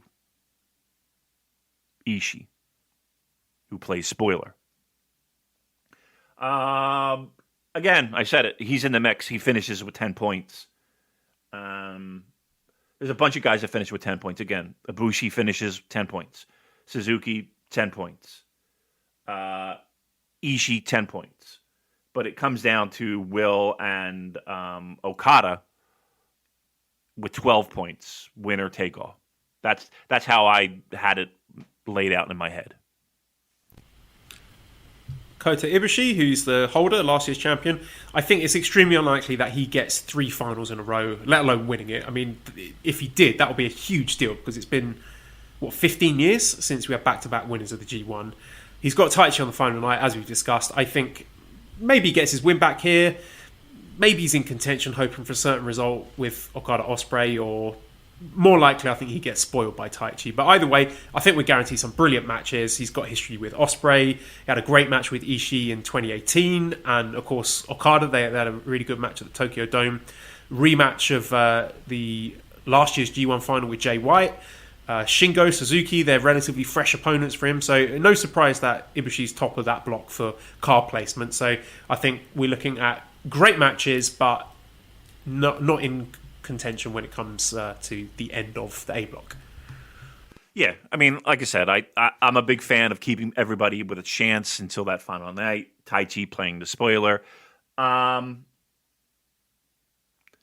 A is going to be fucking great. Look, Block A is going to be fucking incredible. I don't think there's a night where I'm hand waving anything. Even the matches that I'm kind of even the matches that I'm just I got to get from point A to point B. I'm excited for. And next in A. Oh, sorry, were you still going? No, I'm sorry. Dramatic I had a little pause. Yeah, you know me, collecting my thoughts. We got a lot of people in that block that could be MVPs, which is exciting. Block A is where it's at. I'm sorry. Good. Last guy on the block then is because you've got Okada, many people's favourite for the whole tournament. And again, I think it's fair to say he's been kind of taking it easy since the restart. That's understandable. Hopefully he's been saving himself for the G1. I think he needs to turn it up here. I'm sure he will. He's got Ospreay on the final night. I think Okada beats Ospreay on the final night and we get Okada going through to the G1 Climax final. I agree. He's my Block A winner. I kind of showed my cards a little bit early talking about Ospreay, but yeah, I think a lot of people are looking to him to see what he can do during G1, just to look. Nobody was thrilled knowing that for a couple months we were going to see him and Yujiro and Geto and Jado and all that nonsense. No one was doing cartwheels for that. And hopefully that was what we were talking about, just to kind of get him from point A to point B to start G1, and then he's, he kind of shows what he's got. I have no doubt. I don't think there is any shot that he lets us down during G1. I really don't. I don't think there's any shot. I'm 100% certain that by the time G1's done, no one's going to be disappointed in his performance. Let's move on to the B block then. Let's start with Yoshihashi. Again, I don't think he's as bad as some people are making out. I think he's going to want to prove himself, having missed out last year. And I think the rematch with Kenta is going to be really interesting because they had a match last year for the Never Openweight title. Could be a shock win for Yoshihashi there. So he's got Yano on the final night, so I'm assuming neither of those guys are going to be in contention. Yeah. Yoshihashi I had it with 4 points. So he's going to be one of those guys that is there to lie down a little bit. And that's fine. You need that. And even having him in, I don't think the matches are going to be bad. I think they're going to be good. I'm trying to see where I picked up wins for Yoshihashi.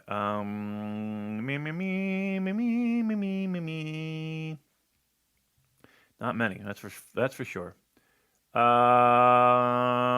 Is it first night? Do I have him winning? Let's see.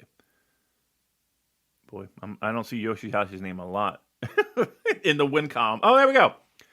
I do have him win on the 29th. I do have him beating Sonata.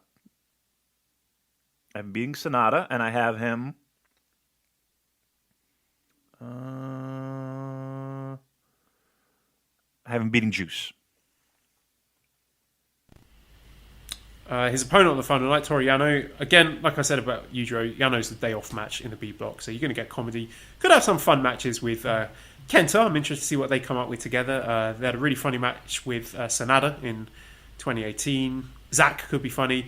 And also, lest we forget, Damon, he is the reigning key KOPW champion, so maybe we set up some wacky defenses there. Who do you think you could see beating Toru Yano in the G1 and claiming a shot at KOPW down the line? Everyone, because I have Yano at 4 points. Looking at my Bs and seeing where I have Yano picking up a win. Yano. I have him beating Hiroki Goto. I also have him beating...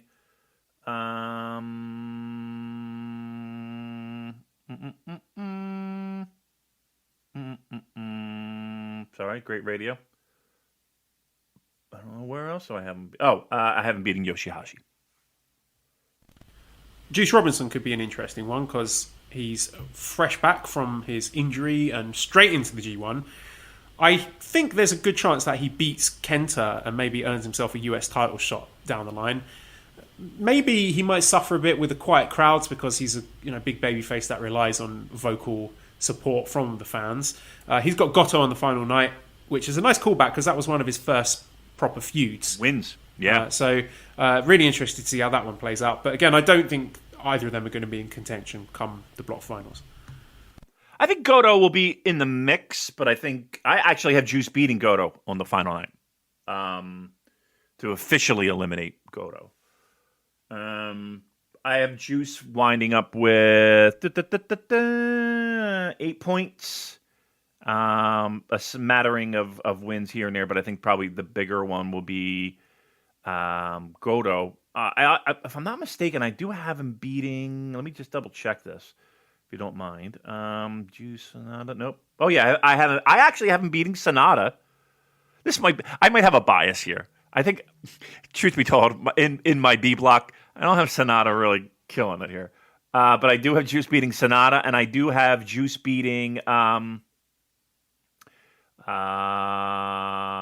he loses the Evil. He beats Yano.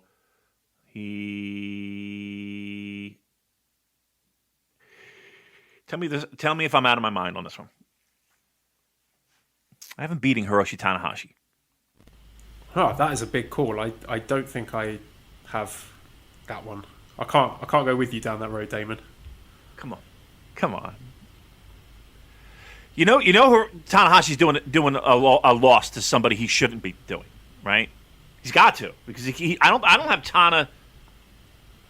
I have Tana in the. He's in the mix, but he's not high in the mix. He's got to lose somewhere.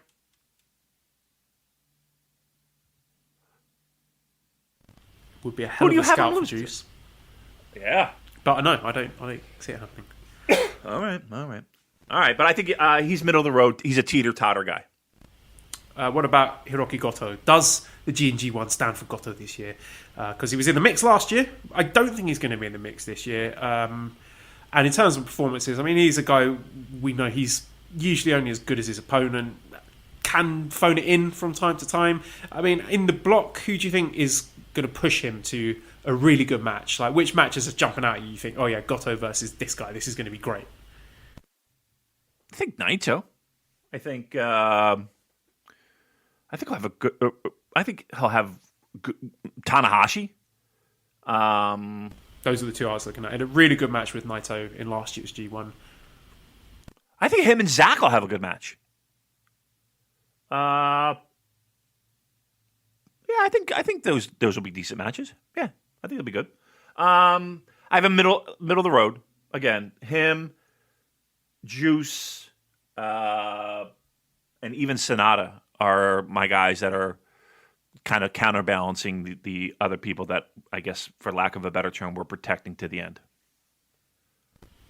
Let's now discuss Zack Sabre Jr., who, as we know, is the nice stylistic change in his G1 matches. Got a bit of history with Naito, he's got history with Tanahashi, he's got history with Sanada. He has Tanahashi on the final night, so again, I think there's a chance that he is playing spoiler here and maybe continuing that tag feud together. I've got the Kenta match circled. I think that'll be an interesting one because, as we know, Zack was going for the US title early in the year and he attacked Jon Moxley, so I wonder if they might pick that up somehow. But again, I'm just looking at that Tanahashi match and a continuation of that feud. Yeah, that's the one I have circled. And I have Zack winning that as well for the finals B block night. So Zack wins. I have Zack with 10 points. I somehow think that's ambitious to me. I don't know why. He went on that big losing streak last year and having his little tantrums. Right. Maybe that's it.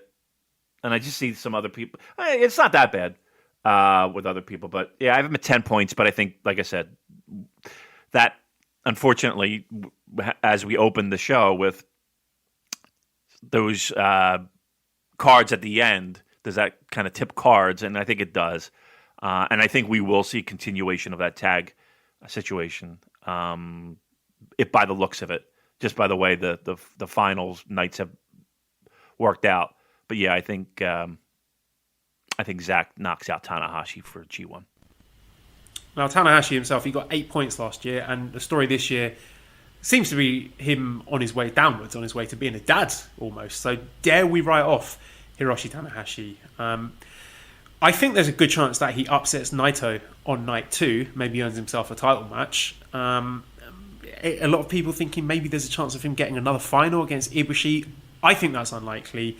And again, we're looking at that Zack match at Sumo Hall to keep things going. And it's also interesting how much he is still relied on to be a draw. And he's in a lot of these main events. So what can we expect from Tanahashi?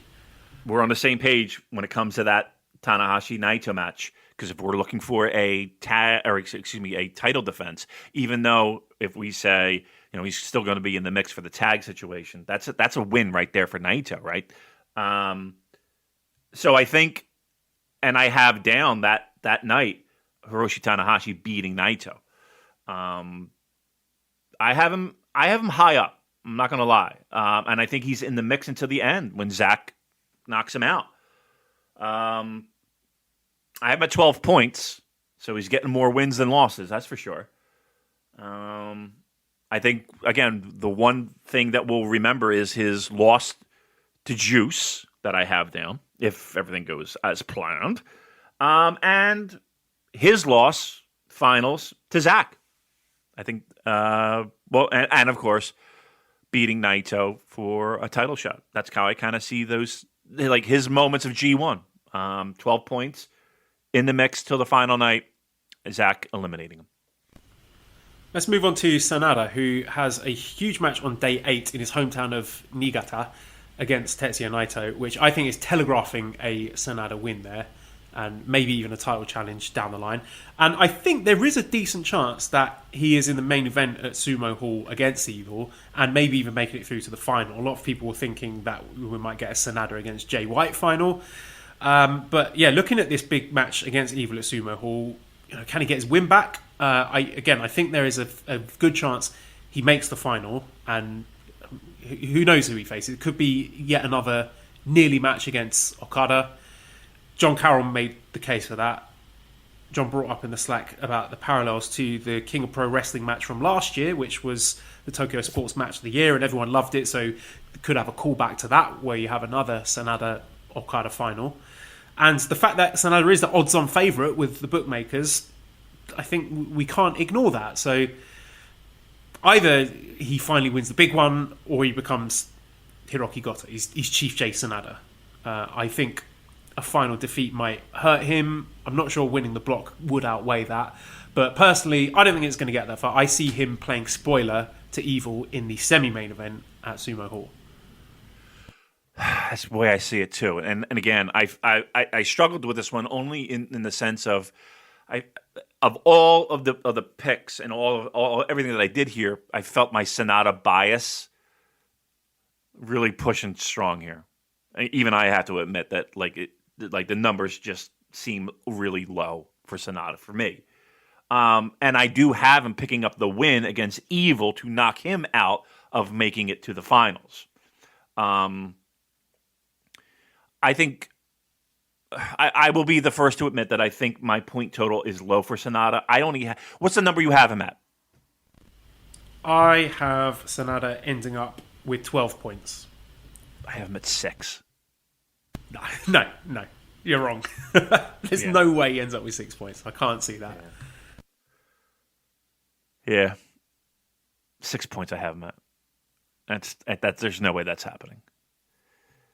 But I will say that the B block will be Sonata beating Evil to eliminate Evil from making it to the finals. That I'll put the house on.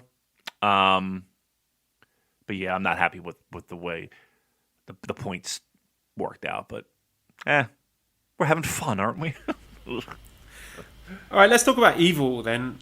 I think his G1 could be similar to Jay White's in 2018, in as much as it's a run to establish the character. So there probably will be a lot of bullshit with Dick Togo. I mean, personally, I think Evil needs to be putting some of these guys away clean. Like when he's facing the likes of Yoshihashi or Yano or Juice, he should be winning those without the shenanigans. But he probably won't. And if previous booking patterns are anything to go by, they're going to be beating you over the head with the fact that, look, this is the bad guy. He's cheating. He's in Bullet Club. He does interference. I think he needs a strong showing here in terms of points to consolidate his push. And I think it's a fairly vanilla pick that he makes the final and lose to Okada, which is a very tempting possibility. But again, like as we discussed, that Sonata match on the final night is very, very interesting and makes me doubt that Evil will make it to the final.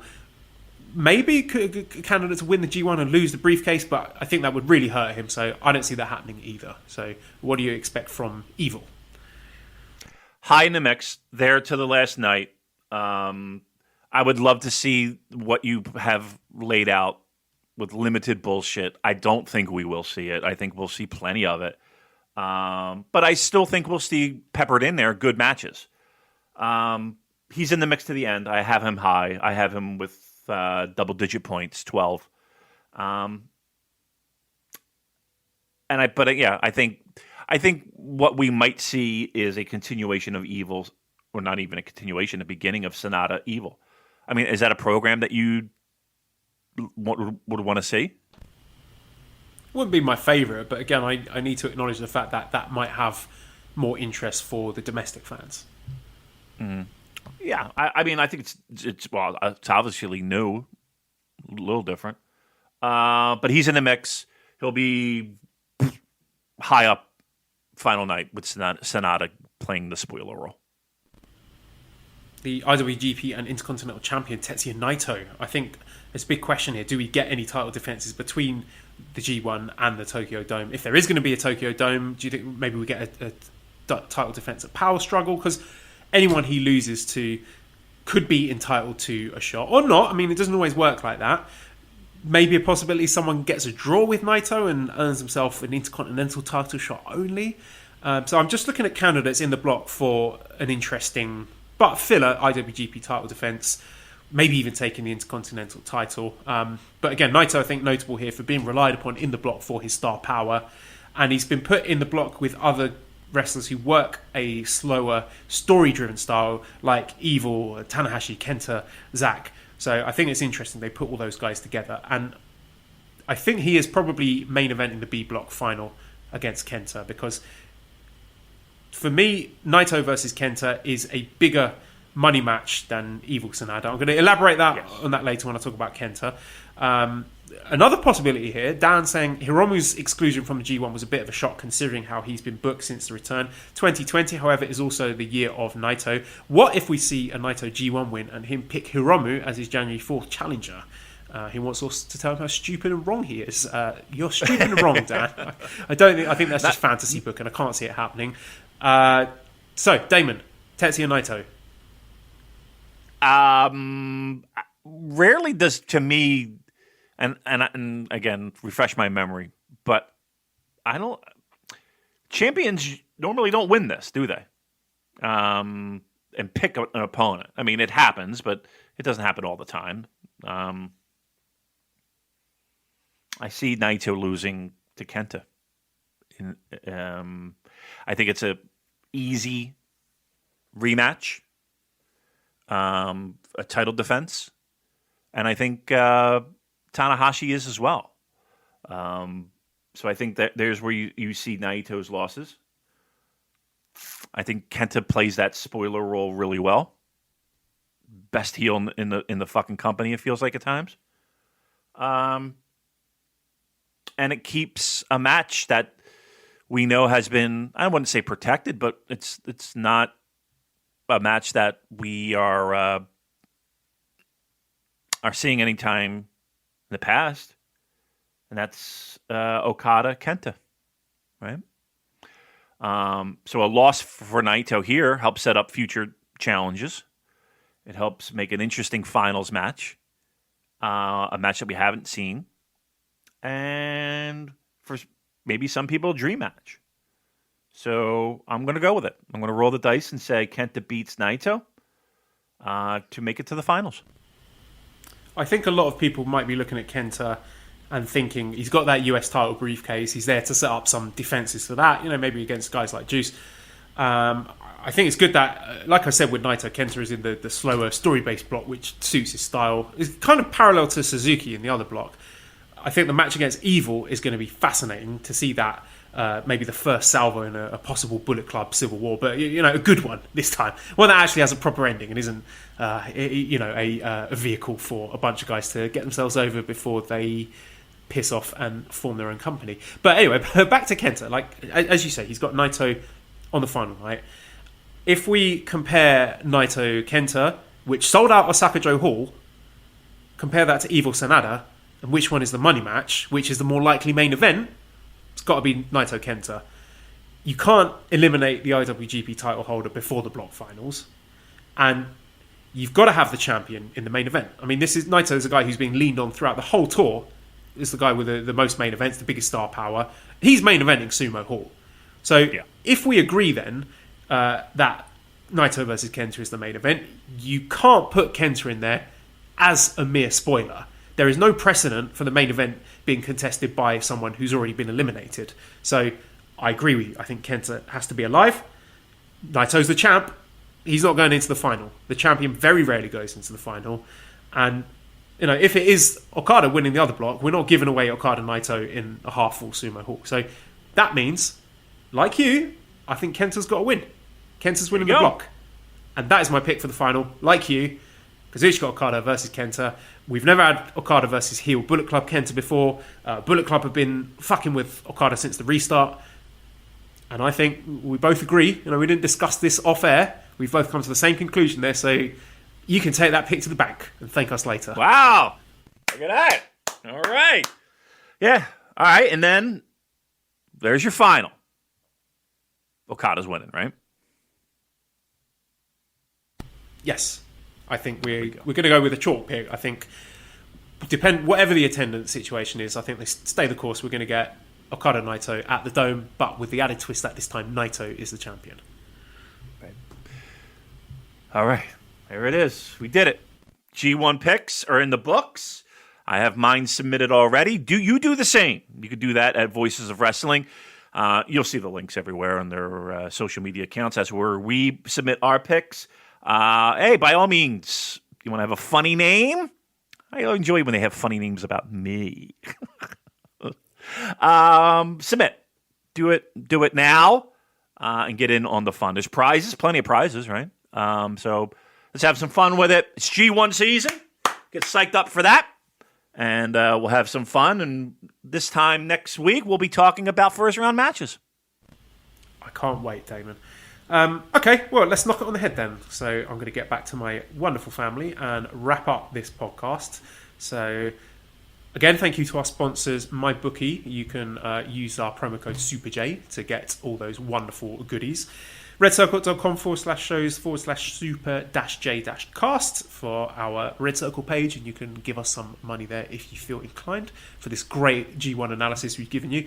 Discord link is in the show notes. That is going to be popping off, I'm sure, the live chat when those G1 shows are happening. You won't want to miss that. Always good fun, good discussion there. Link to that in the show notes. ProWrestlingTees.com/SuperJcast if you want to get yourself one of our t-shirts. Big thank you, as always, to Editor Dan, who's on Twitter at LousyHero219. Subscribe to the Voices of Wrestling Podcast Network. There's going to be tons of great G1 coverage on there. Won't be as good as the Super J-Cast, obviously, but it's going to be really good. I mean, the bar's high, so definitely worth checking out. Give us a 5-snake review on iTunes. Follow us on Twitter at the Super J-Cast. Thank you, everyone, for listening, and goodbye.